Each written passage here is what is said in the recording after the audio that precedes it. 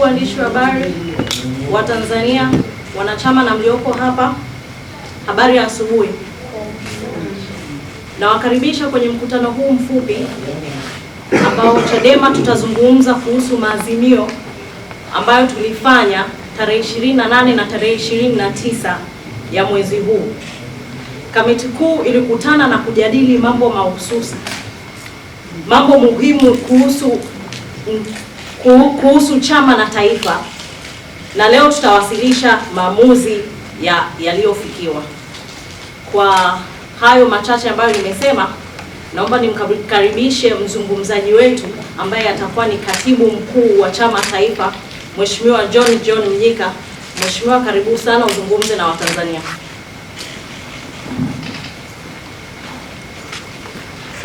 Ndugu wanahabari, tunawashukuru kwa kuitikia mwito wetu kuja tukizungumza juu ya maamuzi ya kikao cha kamati kuu, na kupitia kwenu tuweze kuzungumza na Watanzania juu ya maamuzi ya kikao cha kamati kuu. Na nitawasomea maamuzi na maazimio ya kikao cha kamati kuu kama ambavyo yamepitishwa na kamati kuu. Iwapo mtahitaji mambo ya nyongeza ya ufafanuzi, tutakuwa tayari kujibu maswali mbalimbali kutoka kwenu. Maazimio ya kikao cha kamati kuu kilichofanyika tarehe 28 na 29 Aprili 2026 katika ukumbi wa mikutano wa makao makuu ya chama Mikocheni jijini Dar es Salaam.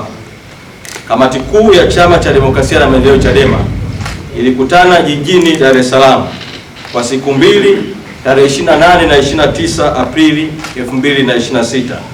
Pamoja na mambo mengine, ilipokea na kujadili taarifa ya hali ya kisiasa nchini kuanzia tarehe 25 Novemba 2025 hadi tarehe 24 Aprili 2026 na kuazimia mambo yafuatayo. Moja, kuhusu kesi inayomkabili mwenyekiti wa chama taifa, Mwenyekiti Tundu Antipas Lissu.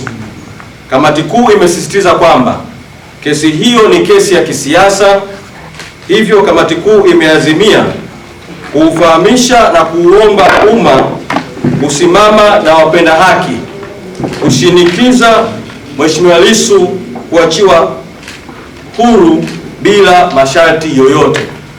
Kamati kuu inalaani kitendo cha kuendelea kushikiliwa kwa Mheshimiwa Lissu kwa siku 386 gerezani, na kwamba kitendo hicho ni kitendo cha mateso kinachofanywa dhidi ya mwenyekiti.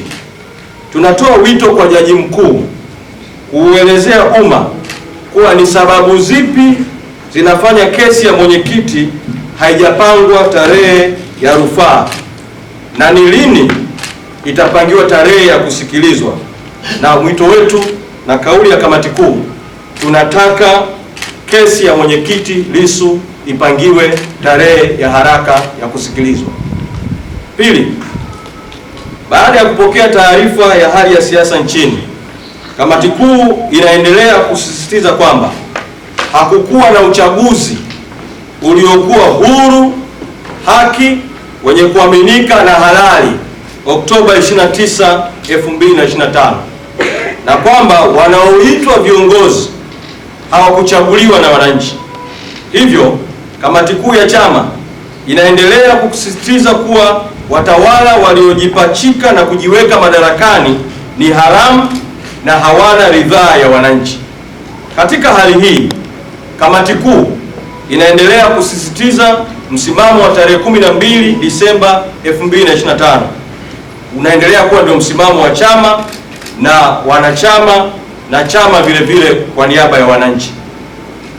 Tatu, kuhusu yaliyotokea tarehe 29 Oktoba 2025, kamati kuu imeazimia kwamba wale wote waliohusika kuratibu, kufadhili na kutekeleza mauaji dhidi ya raia wawajibishwe bila kujali nafasi zao.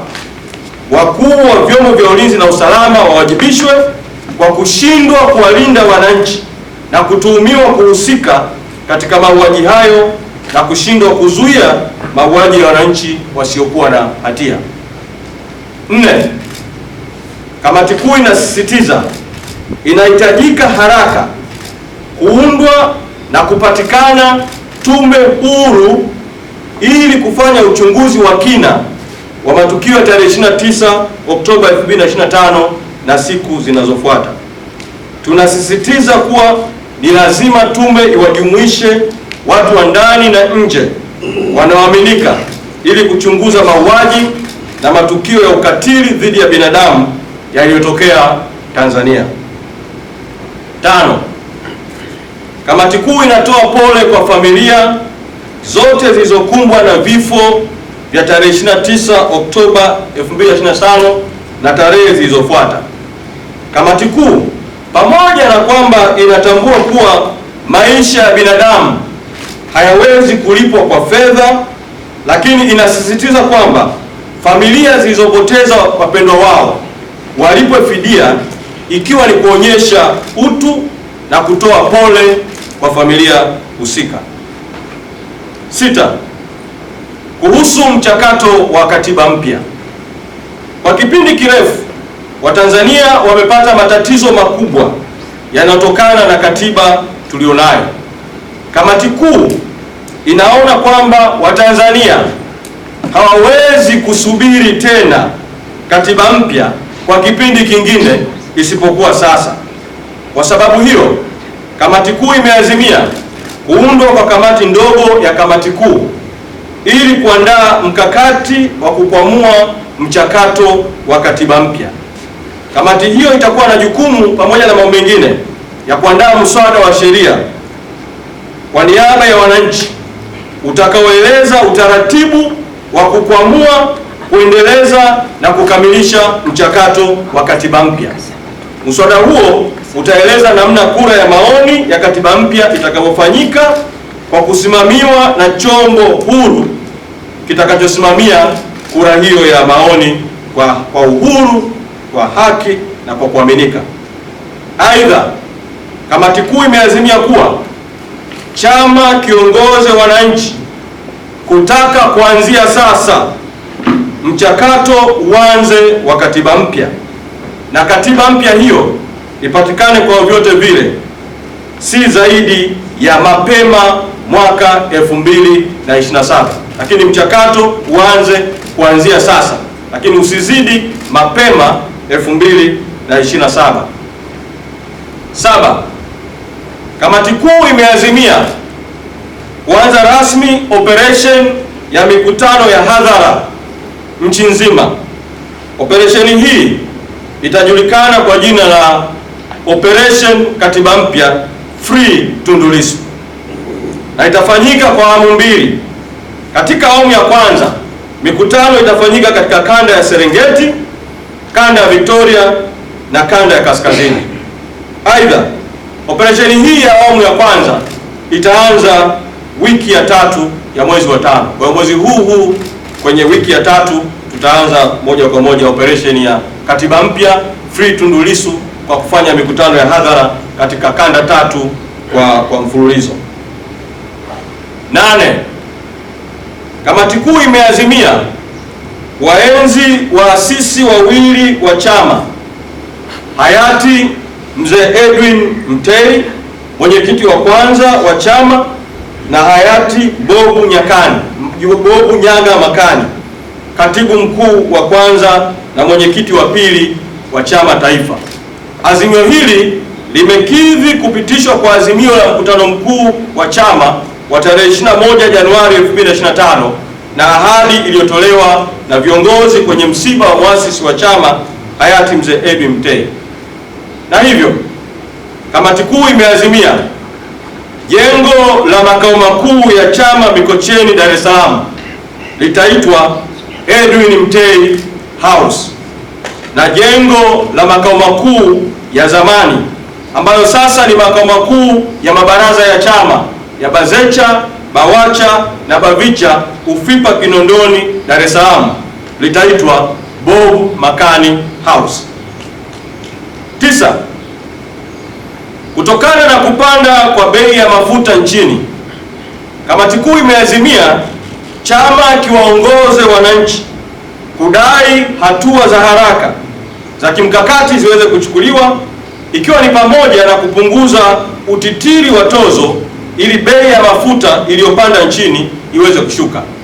Aidha, kiwango cha bei ya mafuta kilichopanda tarehe 1 mwezi Aprili mwaka 2026 kishuke na watawala waweke ruzuku ya ununuzi wa mafuta kwa lengo la kufidia bei iliyoongezeka katika soko la dunia kwa angalau 50% ya bei katika soko la dunia. Hii ni kama hatua za kupunguza kodi zisipokizi haja ya kupunguza bei ya mafuta nchini. 10. Kamati kuu imeazimia kukaimisha nafasi za makatibu wa kanda zilizo wazi. Yohana Rugembe Kaunya ameteuliwa na kamati kuu kukaimu nafasi ya katibu wa kanda ya kaskazini. Mchakato wa kukaimisha katibu wa kanda ya kusini unaendelea na utahitimishwa kwenye kikao kijacho cha kamati kuu. 11. Kamati kuu kwa kutumia mamlaka yake yaliyoko kwenye ibara ya 7.716(o) ya katiba ya chama imewateua ndugu Godbless Jonathan Lema na ndugu Salma Kasanzu kusimamia shughuli za chama kwa kanda ya kati yenye mikoa ya Dodoma, Morogoro na Singida kwa kushirikiana na kamati ya uongozi iliyopo hadi uchaguzi wa kuziba nafasi zilizo wazi katika kanda hiyo utakapofanyika. 12.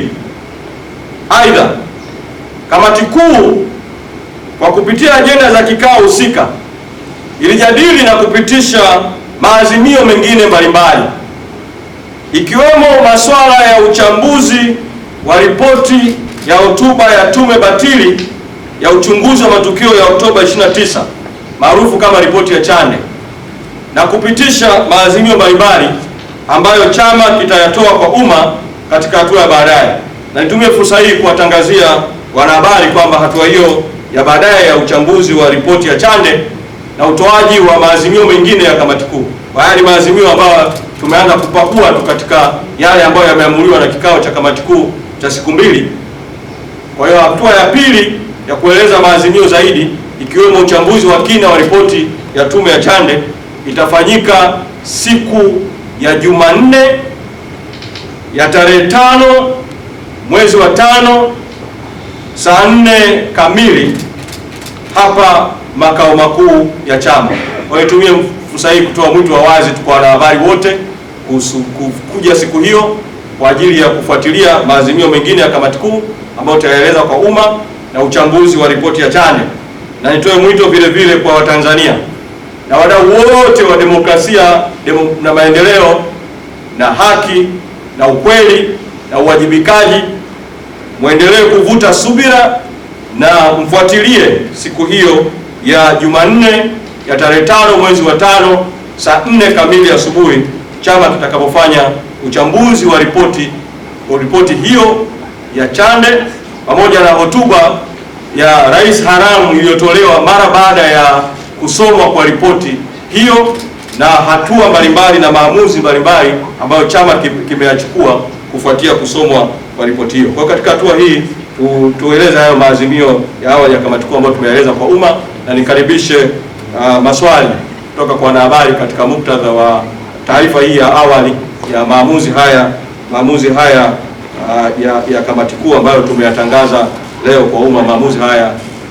11. Karibuni kwa maswali wanahabari, kama kuna maswali.